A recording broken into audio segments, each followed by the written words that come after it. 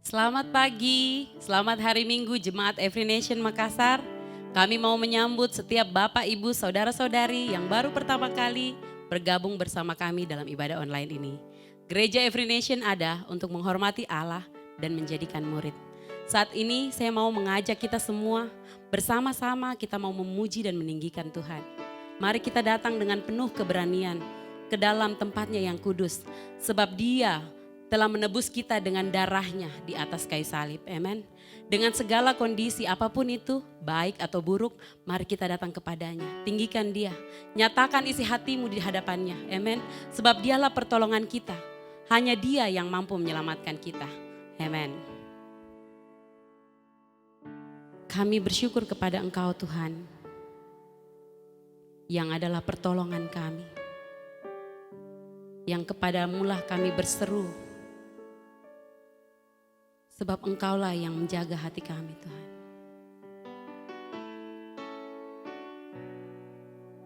Kami ingin meninggikan Engkau. Kami ingin memuji Engkau Tuhan. Dengan segenap hati kami. Namamu layak untuk ditinggikan.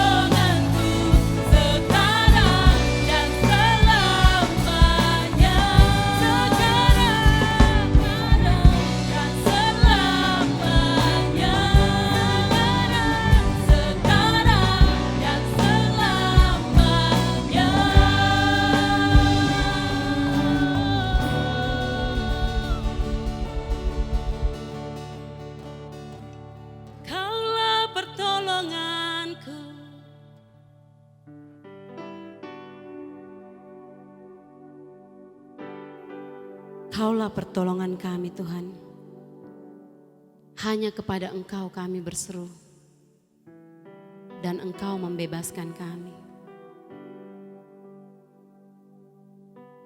Engkaulah pertolongan kami. Tidak ada tempat lain Tuhan.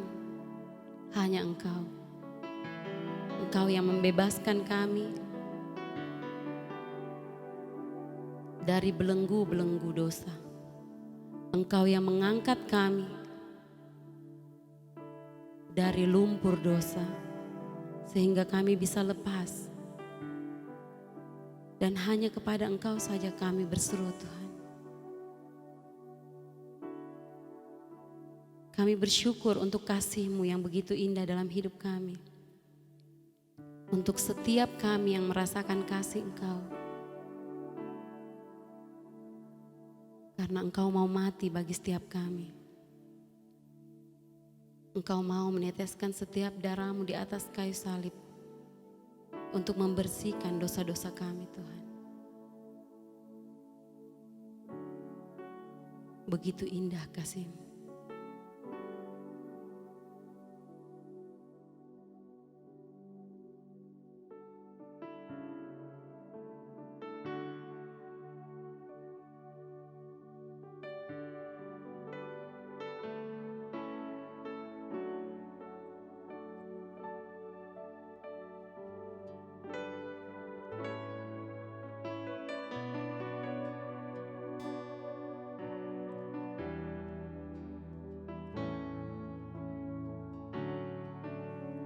Oh, what love, how can it be? From that cross, you look at me. Oh, what love, pour out for me.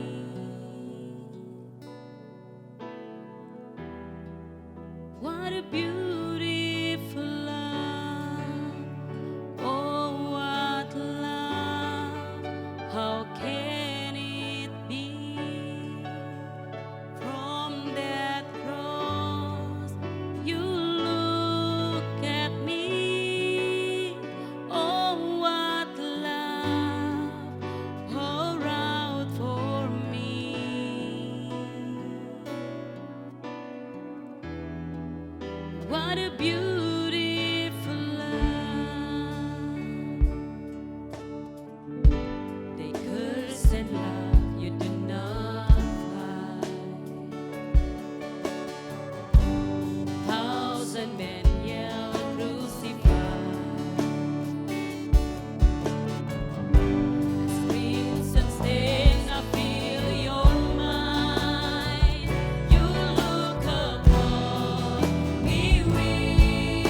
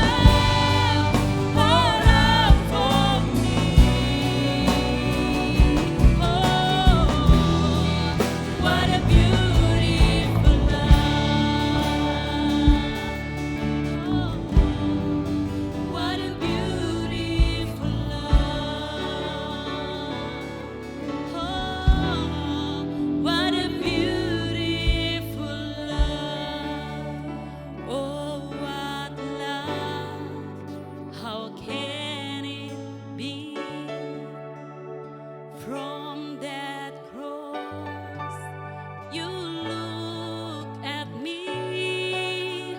Oh, what love poured out for me. Oh God, what a beautiful love. What a beautiful love.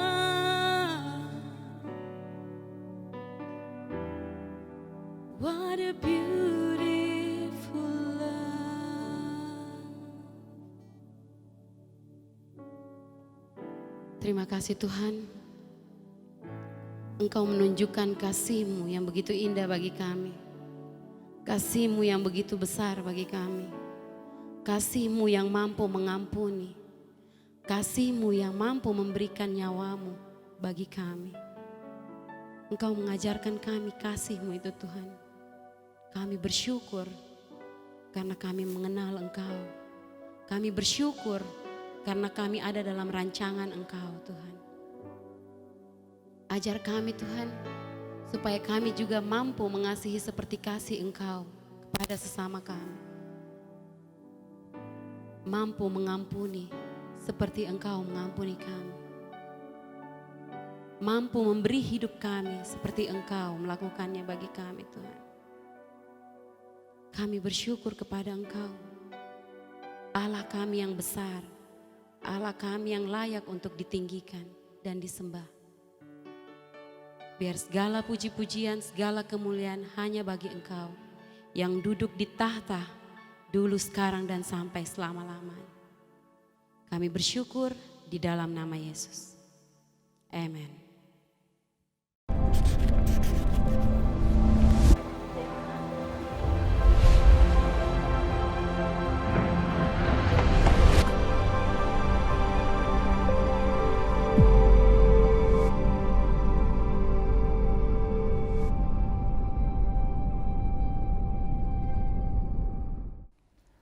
Bapak Ibu Saudara yang kekasih dalam Kristus, sungguh luar biasa kasih Tuhan kita Yesus Kristus. Amin. Sesuatu yang ajaib ya, sangat besar, tidak ada duanya.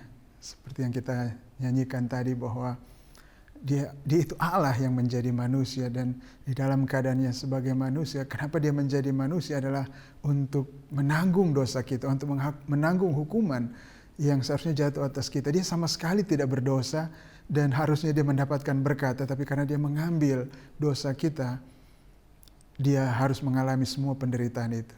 Dia dianiaya, dia dipukuli, dihina, direndahkan, disiksa, dan akhirnya mati di atas kayu salib sebagai seorang penjahat yang begitu jahat pada waktu itu.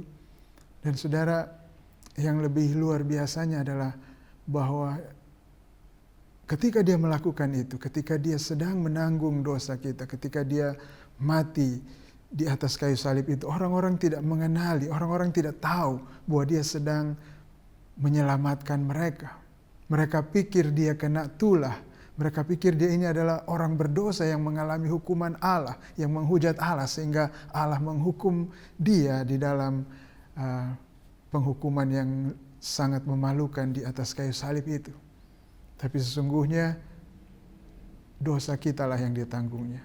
Sesungguhnya kesalahan kitalah yang dipikulnya. Hukuman yang harusnya jatuh atas kita, yang bisa membebaskan kita dari hukuman itu, dijatuhkan ke atas dia. Saudara, tidak ada kasih yang seperti itu. Amin. Saudara bisa lihat di mana ada yang seperti itu. Mungkin kita lihat ada orang-orang yang berkorban bagi kita. Ada orang berkorban bagi orang lain, tapi mereka berkorban dan itu orang tahu bahwa wow, itu luar biasa dia berkorban untuk orang lain. Tapi Tuhan, tidak ada yang tahu dia berkorban untuk mereka. Bahkan mereka yang berteriak salibkan dia, mereka mengira bahwa dia itu sedang dihukum oleh Allah, padahal dia sedang menanggung dosa mereka. Itu adalah kasih yang ajaib dari Tuhan kita. Dia rela melakukan semua itu bagi kita. Sulit untuk kita bisa bayangkan ada orang yang mau seperti itu, yang mau berkorban dan tidak dikenali, tidak ditahu apa yang sedang dia lakukan. Bahkan orang berpikir dia orang jahat. Siapa di antara kita yang bersedia seperti itu ketika kita melakukan sesuatu yang baik, berkorban untuk orang lain, dan orang lain berpikir kita sedang melakukan sesuatu yang jahat. Kita kena hukuman dari Tuhan. Mungkin kalau kita sudah marah-marah ya, kita sudah teriak-teriak, "Weh, saya yang melakukan ini untuk berkorban bagi kamu." Tapi tidak demikian dengan Tuhan kita Yesus Kristus. Dia menutup mulutnya. Diam, taat, melakukan semua pekerjaan penebusan bagi kita. Itu adalah kasih yang luar biasa besar untuk kita semuanya. Baik Bapak Ibu Saudara, saat ini kita akan mendengarkan firman Tuhan, kita akan belajar firman Tuhan bersama-sama. Dan karena itu sebelumnya mari kita sama-sama berdoa meminta pertolongan dari Tuhan. Bapa di sorga, terima kasih untuk anugerah-Mu yang luar biasa, kasih-Mu yang begitu besar kepada kami. Dan kami berkesempatan untuk beribadah kepadamu pada saat ini. Dan kami mau belajar mengenal Engkau dari firman-Mu. Dan kami berdoa Roh Kudus kiranya yang menolong kami semuanya untuk menyatakan firman-Mu itu dalam kami, membuka hati kami supaya kami mengerti kehendak Engkau, mengerti kebenaran-kebenaran-Mu Tuhan. Roh Kudus menolong pembicara agar firman Tuhan yang disampaikan, yang kami dengar semuanya ini, itu bisa tertulis di dalam hati kami, merubah kami, dan menjadikan kami garam dan terang dunia. Terima kasih Bapa, di dalam nama Yesus Kristus. Amin. Bapak Ibu Saudara, kita akan melanjutkan seri firman Tuhan kita pada bulan ini. Dan Bapak Ibu masih ingat apa seri firman Tuhan di bulan Juni ini? Ya, betul. Garam dan terang dunia. Ya, garam dan terang dunia. Dan ini semuanya kita akan kita belajar dari kitab Yesaya, dan hari ini kita akan belajar dari Yesaya 58 ayat 1 sampai 12. Kita akan melihat bagaimana kita sebagai umat Allah, kita melakukan hal-hal yang benar, kita melakukan keadilan yang memang disenangi oleh Tuhan. Ya, mari kita sama-sama melihat di Yesaya pasal 58 ayat 1 sampai 12. Ya, di Yesaya 58 ayat 1 firman Tuhan berkata, "Serukanlah kuat-kuat, janganlah tahan-tahan. Nyaringkanlah suaramu bagaikan sangkakala. Beritahukanlah kepada umatku pelanggaran mereka dan kepada kaum keturunan Yakub dosa mereka."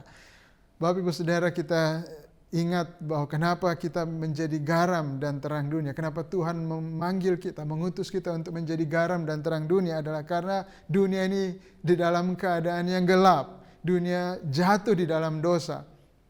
Sekalipun banyak orang beribadah kepada Tuhan, banyak orang yang mengaku beragama, tetapi dunia ini di dalam keadaan yang gelap, di dalam keadaan yang tawar, tanpa kasih, sulit untuk mendapatkan kasih, dan orang tidak ada pengharapan. Orang begitu takut dan selalu mengatakan hidup semakin sulit, semakin susah. Tapi kita akan melihat ada rencana Tuhan untuk memulihkan dunia yang gelap ini. Dan kitalah umatnya yang diutusnya untuk menjadi garam dan terang dunia. Di dalam firman Tuhan yang kita baca tadi, kembali lagi Tuhan mengingatkan akan keadaan dunia yang gelap ini. Ini adalah firman Tuhan yang datang kepada orang Israel, kepada umat pilihan Tuhan pada waktu itu di dalam perjanjian, di masa perjanjian lama, sekitar 2700 tahun yang lalu. Dan saudara, apa dosa yang Tuhan minta Yesaya nabinya ini untuk serukan kuat-kuat, ya, untuk nyaringkan dengan suaranya tentang dosa mereka? Apa itu? Ayat selanjutnya kita lihat. "Memang setiap hari mereka mencari aku dan suka untuk mengenal jalan-jalanku.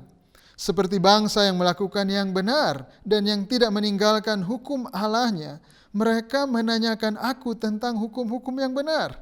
Mereka suka mendekat menghadap Allah, tanyanya, mengapa kami berpuasa dan engkau tidak memperhatikannya juga? Mengapa kami merendahkan diri dan engkau tidak mengindahkannya juga?" Kembali kita lihat Tuhan menegur umat Israel pada waktu itu mengenai ibadah mereka yang palsu. Mereka kelihatan seperti orang beribadah, ya. Setiap hari mereka mencari Tuhan, Tuhan mengatakan mereka suka mengenal jalan-jalan Tuhan. Mereka seperti bangsa yang melakukan yang benar dan yang tidak meninggalkan hukum Allahnya. Mereka bertanya kepada Tuhan, Tuhan, apa kehendak-Mu? Apa jalan-jalan-Mu? Mereka bertanya kepada nabi-nabi, apa firman Tuhan? Tetapi Tuhan menegur mereka, Tuhan katakan kepada nabinya, kepada Yesaya untuk mengungkapkan dosa mereka, bahwa apa yang sedang mereka lakukan adalah hanya ibadah yang palsu. Mereka tidak sungguh-sungguh hati. Mereka tidak menanyakan Tuhan dengan segenap hati mereka. Mereka pura-pura hanya mau tahu, tetapi sebenarnya mereka tidak peduli tentang kehendak Tuhan. Dan mereka berpuasa di sini. Dikatakan ya Tuhan menegur puasa mereka. Mereka komplain kepada Tuhan, kenapa kami berpuasa dan Engkau tidak memperhatikan? Mereka komplain, kami merendahkan diri dan Engkau tidak mengindahkannya juga.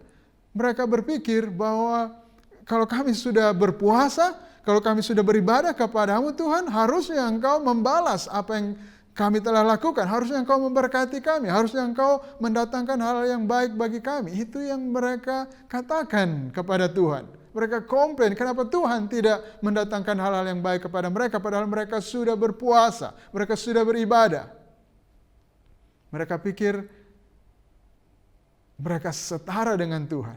Mereka bisa membuat Tuhan wajib melakukan hal yang baik kepada mereka. Nah saudara, itulah ibadah palsu yang kita sudah sama-sama belajar di minggu pertama, bahwa mereka menyembah Tuhan, beribadah kepada Tuhan hanya di dalam bentuk tanpa esensi.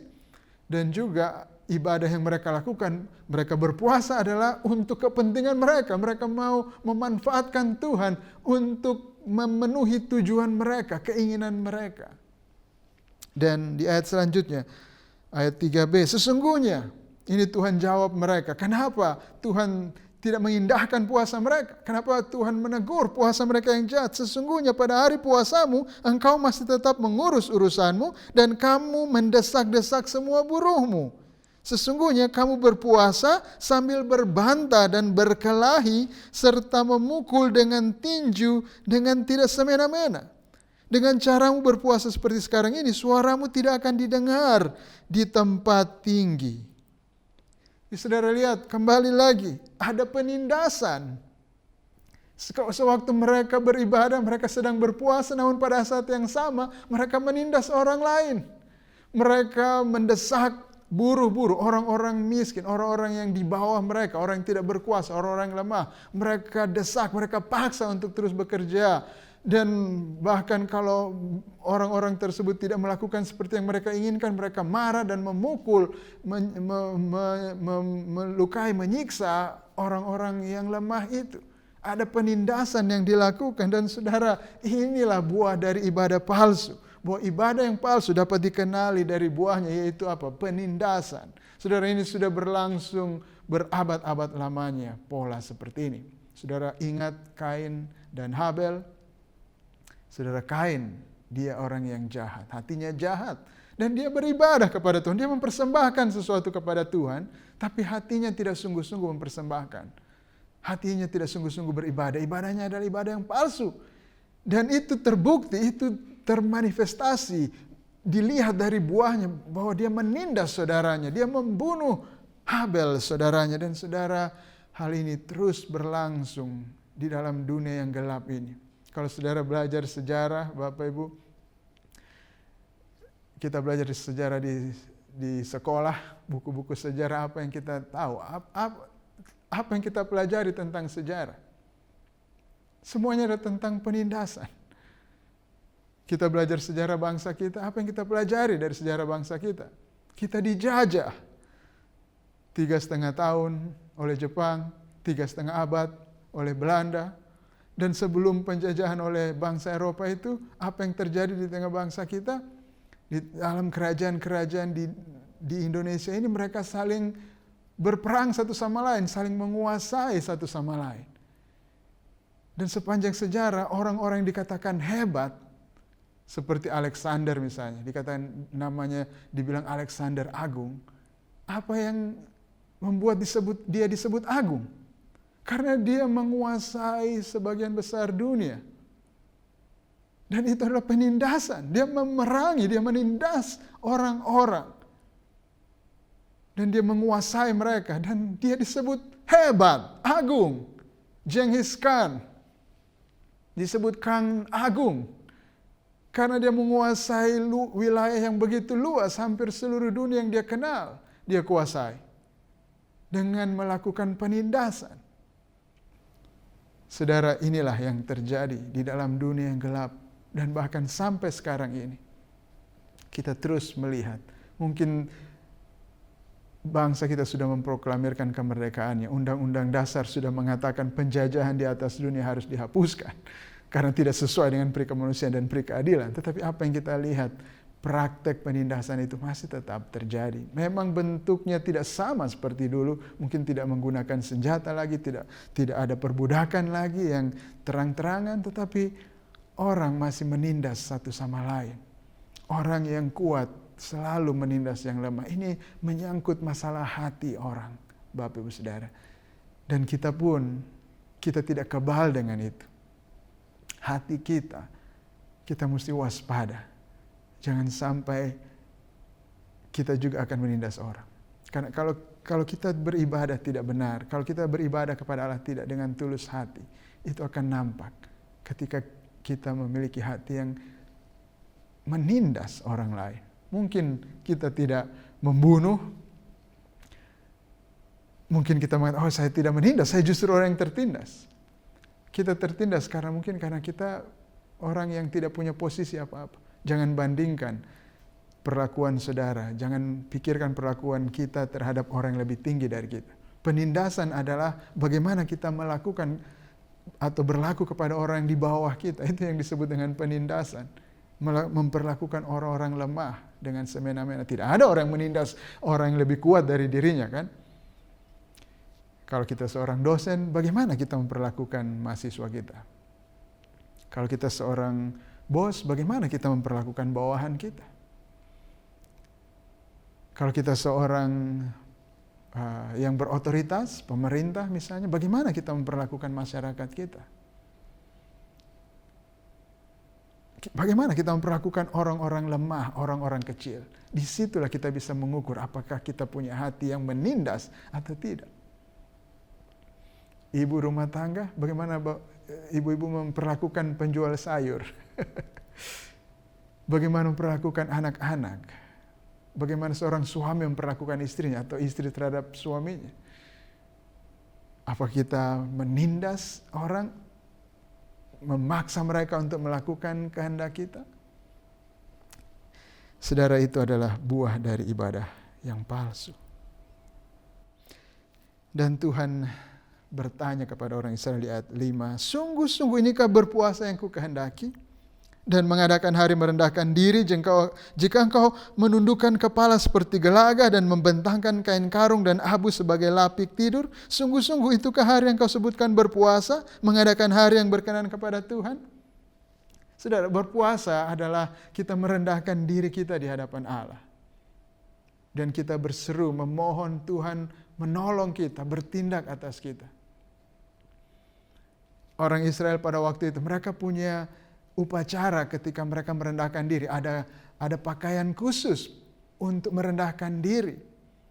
Mereka ada cara-cara khusus, upacara-upacara khusus untuk merendahkan diri mereka. Mereka mungkin merobek pakaian mereka sebagai tanda mereka merendahkan diri. Tapi Tuhan tanya sekali lagi, karena ibadah mereka palsu. Tuhan bilang, inikah yang dimaksud merendahkan diri?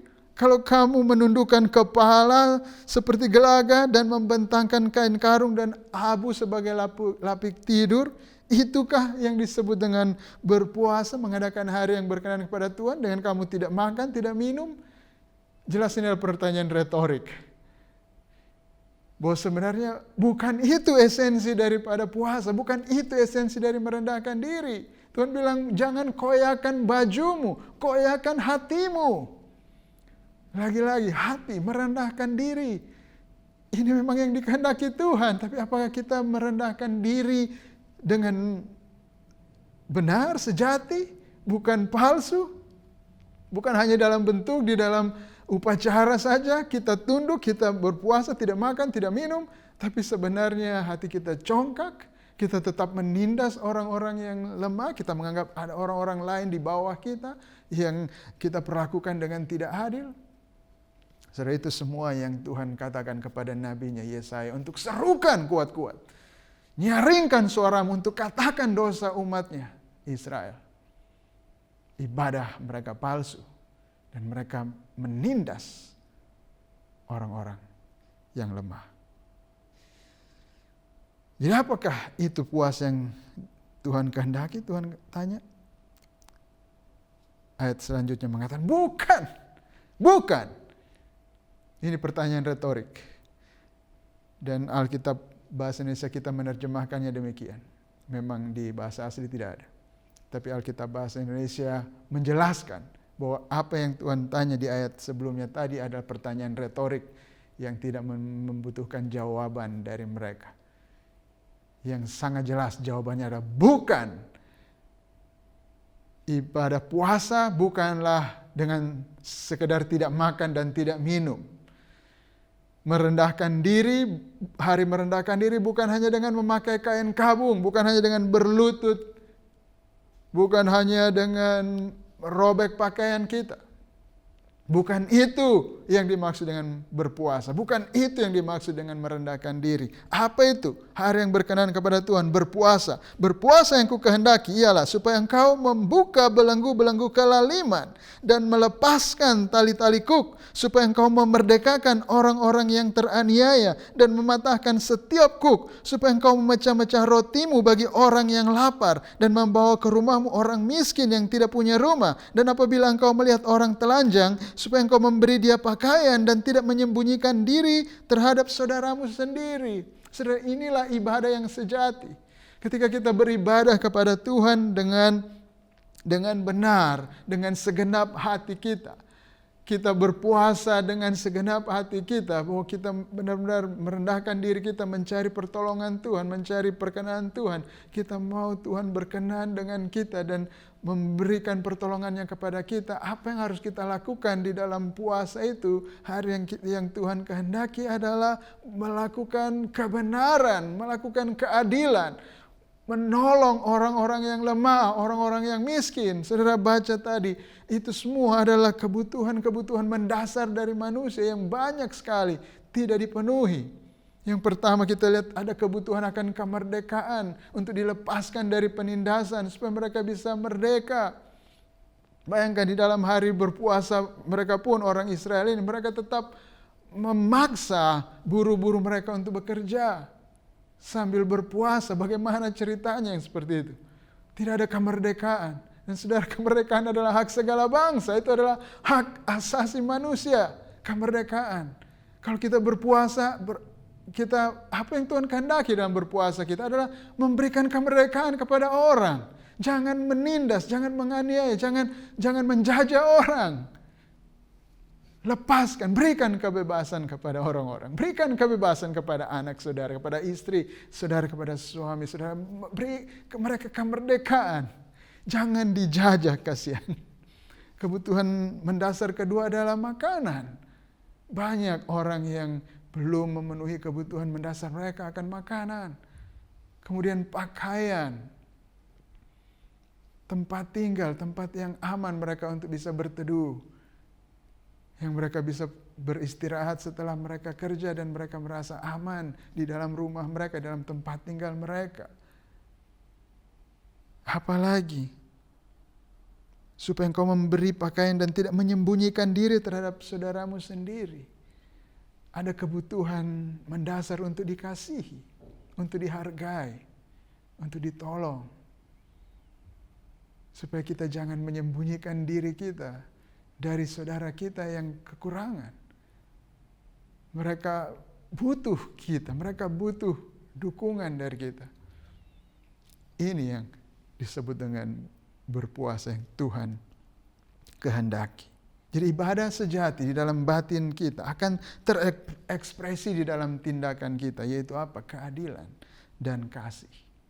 Kalau kita benar-benar berpuasa dengan segenap hati, beribadah kepada Tuhan dengan segenap hati pada hari ini, pada hari Minggu, itu akan terekspresi di hari Senin, di tempat kita bekerja, tempat kita kuliah atau di dalam kehidupan kita di rumah kita, itu akan terekspresi dengan apa? Dengan kita berbuat kebenaran di tempat kerja kita, di keluarga kita, di lingkungan kita. Kita bertindak penuh kasih kepada orang-orang di sekeliling kita. Itu adalah ekspresi atau buah dari ibadah yang sejati.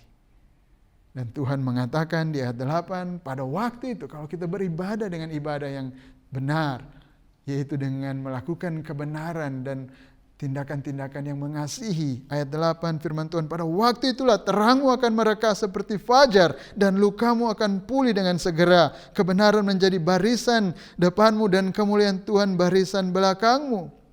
Pada waktu itulah engkau akan memanggil dan Tuhan akan menjawab. Engkau akan berteriak minta tolong dan Ia akan berkata, ini aku.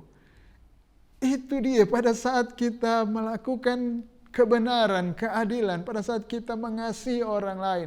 Tuhan berkenan, itulah hari yang berkenan. Itulah saatnya Tuhan menjawab kita, itulah saatnya Tuhan menerangi kita, membuat kita berhasil. Pada saat kita melakukan kebenaran dan hidup di dalam kasih.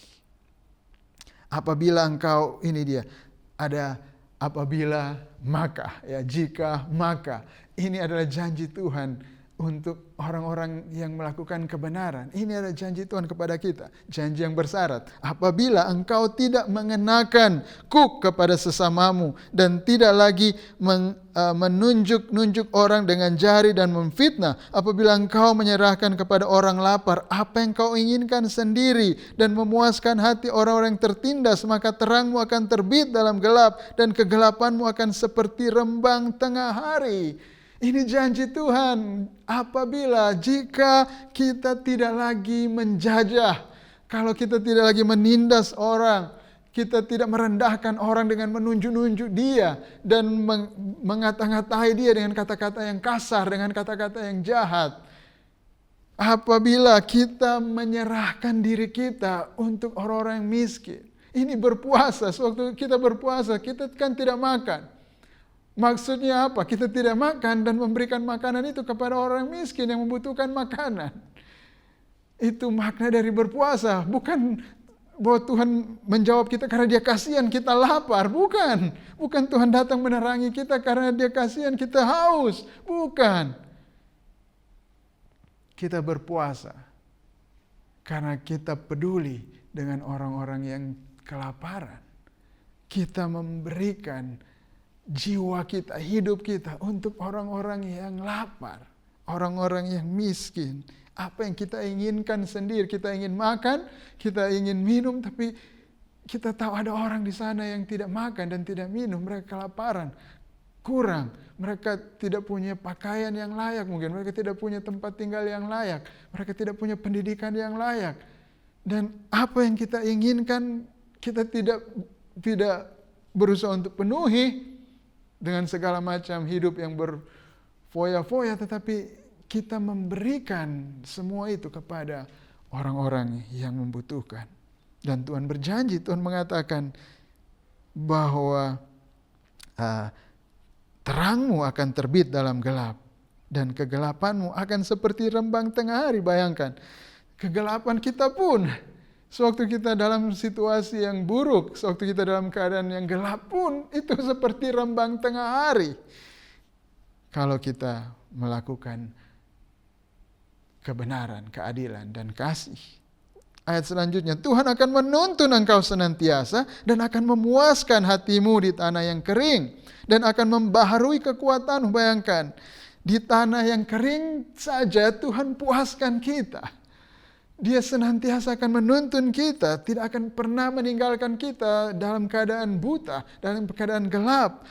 Dia akan membaharui kekuatan kita, baik fisik maupun mental. Tuhan kuatkan kita sewaktu kita menghadapi situasi-situasi yang berat, kita menghadapi tantangan-tantangan. Tuhan akan menguatkan kita. Engkau akan seperti taman yang diairi dengan baik dan seperti mata air yang tidak pernah mengecewakan. Engkau akan membangun reruntuhan yang sudah berabad-abad. Ini janji Tuhan kepada umatnya yang melakukan kebenaran.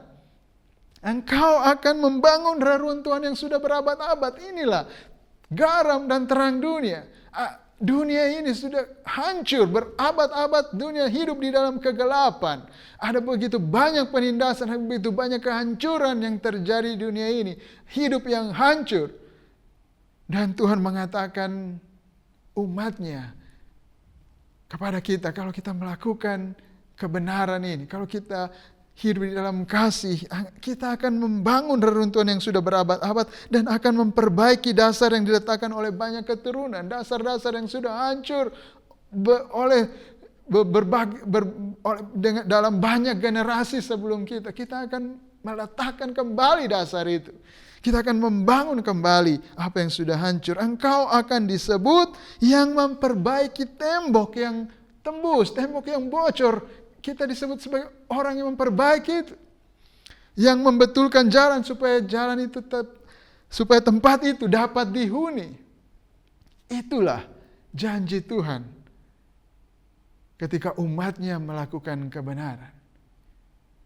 Jadi inilah panggilan kita. Bapak Ibu Saudara, sebagai gereja, Tuhan memanggil kita. Tuhan mengatakan bahwa kitalah garam dunia, kitalah terang dunia.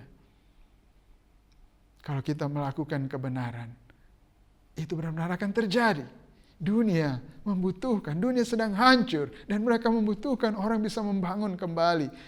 Dunia membutuhkan orang bisa meletakkan dasar-dasar kembali, karena dunia ini tanpa dasar, Bapak Ibu Saudara.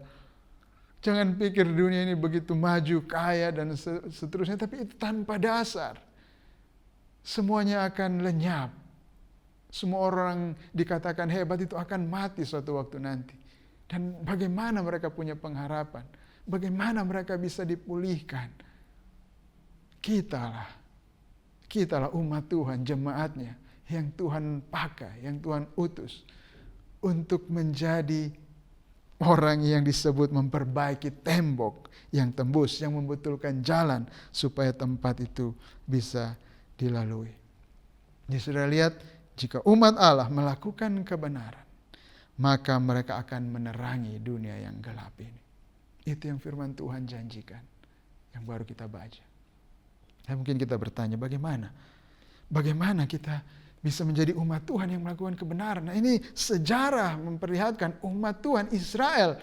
Mereka gagal, dosa menggerogoti hati mereka, dosa menguasai hati mereka, sehingga mereka tidak suka untuk beribadah kepada Allah. Mereka gelap, hati mereka gelap, dan mereka menindas orang lain. Dan bagaimana kita, umat Allah sekarang, apakah kita tidak akan gagal seperti orang Israel ini? Bagaimana kita bisa tahu bahwa kita bisa berhasil? Bagaimana kita bisa punya pengharapan bahwa kita tidak akan sama seperti orang-orang Israel di zaman nabi-nabi ini? Saudara, Nabi Yesaya memberikan pengharapan ketika Tuhan memberikan kepada Nabi Yesaya firman untuk disampaikan kepada orang Israel bahwa Tuhan mau Nabi Yesaya menyingkapkan atau menyatakan dengan keras, dengan suara yang nyaring akan dosa-dosa mereka. Di satu sisi Tuhan juga suruh menyatakan dengan keras janji pemulihan, bahwa Tuhan menyediakan hambanya, Mesiasnya, Kristus, yang akan memulihkan keadaan ini, yang akan menjadi terang bagi bangsa-bangsa. Dan itulah yang menjadi dasar bagi kita, bahwa kita sebagai umat Tuhan, kita boleh menjadi terang, menjadi garam dunia ini. Kenapa? Karena apa yang sudah dilakukan oleh Tuhan sendiri dengan mengutus hambanya, mengutus Mesiasnya, yaitu Yesus Kristus, Tuhan kita. Saudara, di Yesaya pasal 53, ya, di situ Yesaya menubuatkan tentang hamba Tuhan ini, tentang Mesias ini, bahwa dia ini akan menanggung segala dosa kita.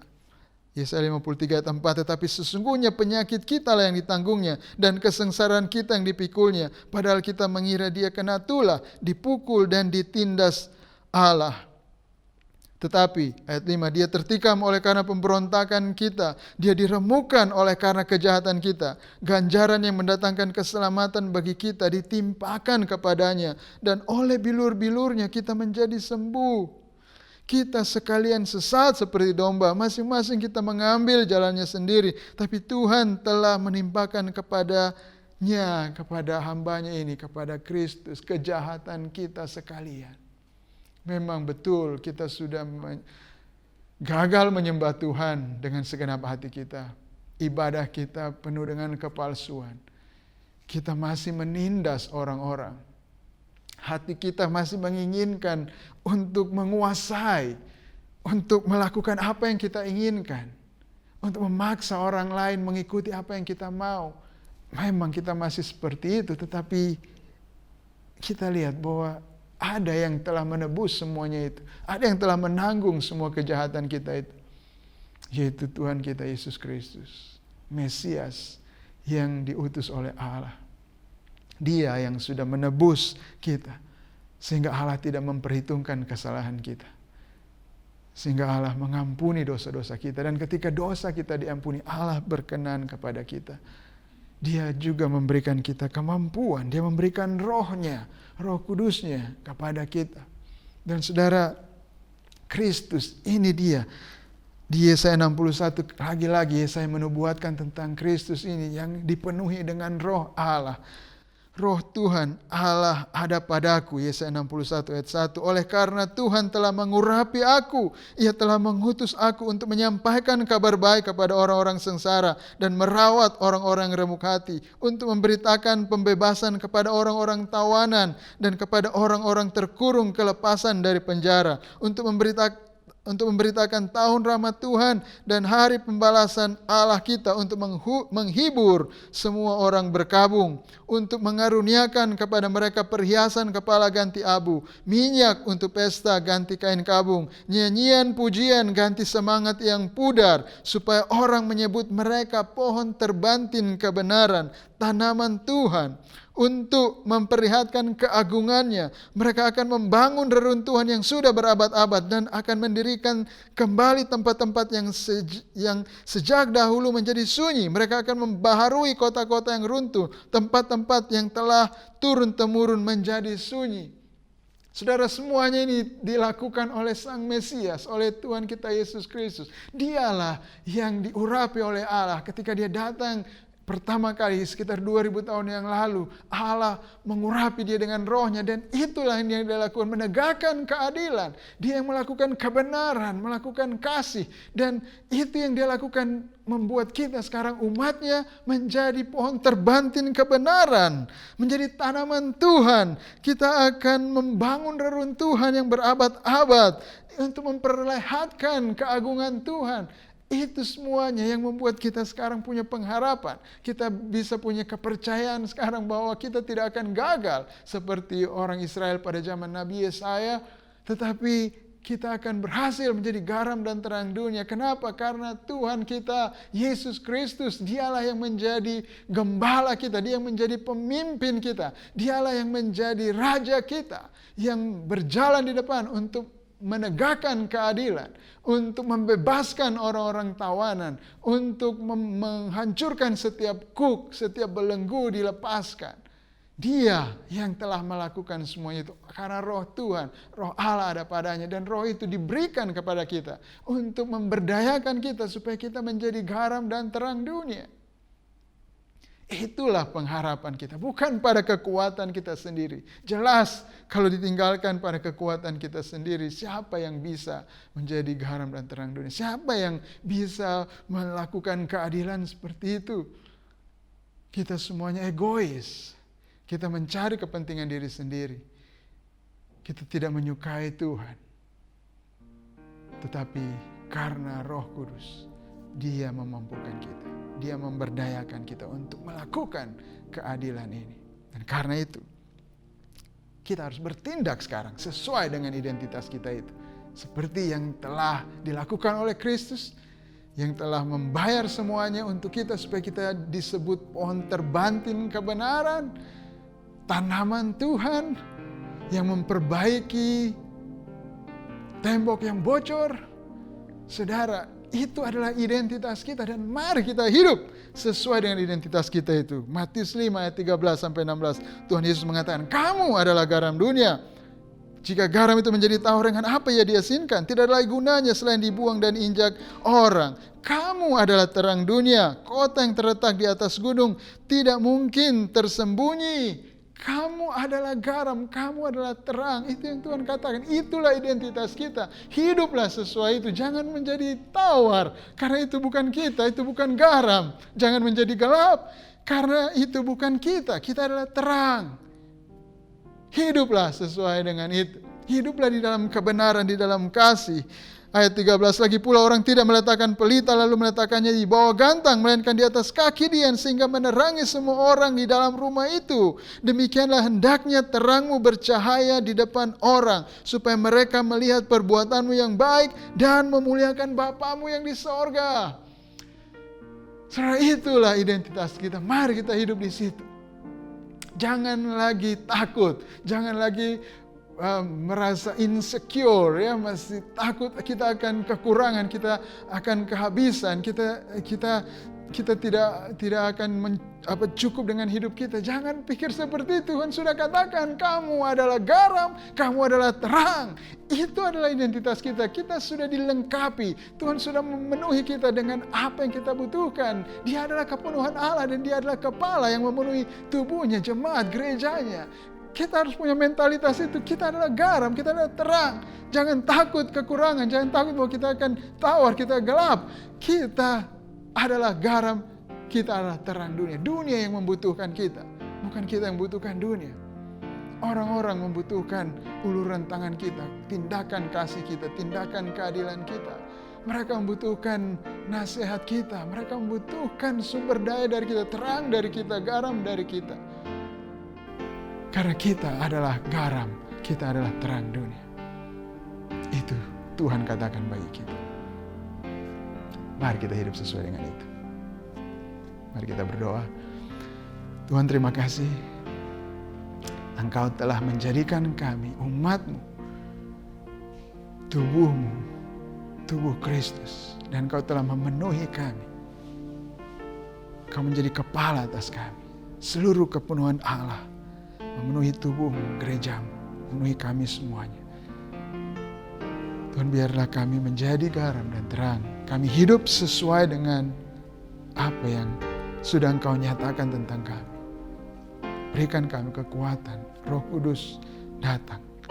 Ampuni kami Tuhan, ampuni segala ketidakpercayaan kami, kekhawatiran kami, ketakutan kami, bahwa kami tidak cukup, bahwa kami membutuhkan banyak, sehingga kadang-kadang kami menindas orang lain karena kami pikir itu yang akan mencukupkan kebutuhan kami. Ampuni kami kalau kami kadang-kadang menindas anak-anak kami, menindas istri kami, suami kami, untuk memenuhi keinginan kami, untuk memuaskan diri kami. Kalau kami menindas orang-orang lain, memaksa mereka melakukan apa yang kami inginkan karena kami pikir bahwa kami butuh semua itu, kami butuh untuk dilayani. Kami pikir demikian. Tuhan, ampuni kami dengan semuanya itu.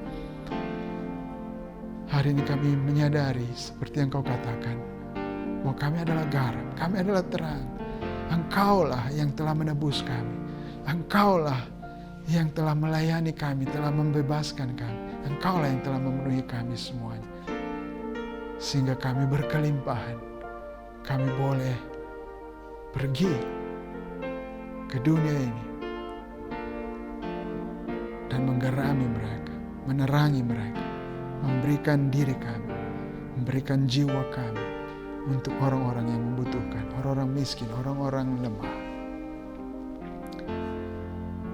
Bangkitkan gereja-Mu Tuhan, supaya kami menjadi sesuai yang Kau katakan tentang kami.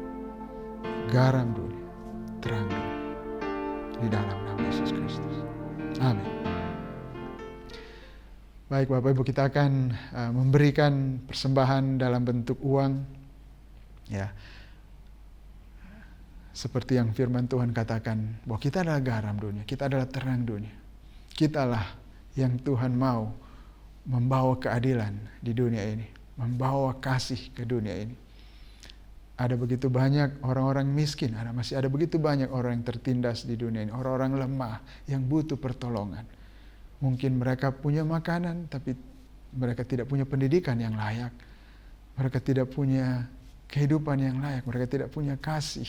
Mereka tidak memiliki itu. Mereka tidak mengalami itu. Jadi mari kita mengulurkan tangan kita di dalam bentuk persembahan uang kita. Dan saudara ada rekening khusus yang saudara bisa berikan kalau saudara mau memberi persembahan untuk orang-orang miskin, untuk orang-orang yang lemah, orang-orang yang membutuhkan kehidupan yang lebih layak. Saudara bisa lihat di layar kaca saudara rekening khusus social responsibility. Saudara bisa transfer persembahan saudara ke rekening tersebut, dan untuk persembahan yang lain saudara bisa transfer di nomor rekening yang lainnya. Jadi mari persiapkan persembahan kita bawa dengan ucapan syukur, dengan iman kepada Tuhan, bahwa Tuhan telah memberkati kita, Tuhan telah menjadikan kita garam dan terang dunia, dan kita akan memberkati orang-orang. Kita akan melayani orang-orang, menjadi terang, menjadi garam bagi mereka. Mari kita berdoa. Tuhan, terima kasih Engkau telah memberkati kami, memenuhi kami dengan banyak hal-hal yang baik. Engkau memberkati kami dengan apa yang kami kerjakan, Engkau membuatnya berhasil. Kami boleh menerima sesuatu, ada uang di dalam tangan kami, yang ada dalam kuasa kami. Itu semuanya berasal dari Engkau, Tuhan. Kami tahu Engkau mau kami menjadi garam dan terang dunia. Engkau mau kami melayani orang-orang yang membutuhkan, memberikan keadilan kepada mereka, kasih kepada mereka. Dan karena itu kami bawa persembahan ini ke hadapan-Mu, dan kiranya Engkau berkenan menerima persembahan kami ini, dan Tuhan berkati persembahan ini, biar persembahan ini bisa dipakai dengan tepat, memenuhi kebutuhan orang-orang miskin, orang-orang yang lemah, orang-orang yang tidak mengenal Engkau, orang yang butuh kasih, orang membutuhkan kabar baik, berita Injil dari Engkau, Tuhan. Biar mereka bisa mendengarkan Injil ini, kabar baik bahwa Yesus Kristus telah datang sebagai manusia dan menebus dosa-dosa umat manusia. Biar persembahan kami ini mendukung semua itu, buat keselamatan Engkau sampai ke ujung-ujung bumi. Terima kasih Bapa, dan biar Engkau terus menjadikan kami garam dan terang dunia ini. Di dalam nama Yesus Kristus. Amin.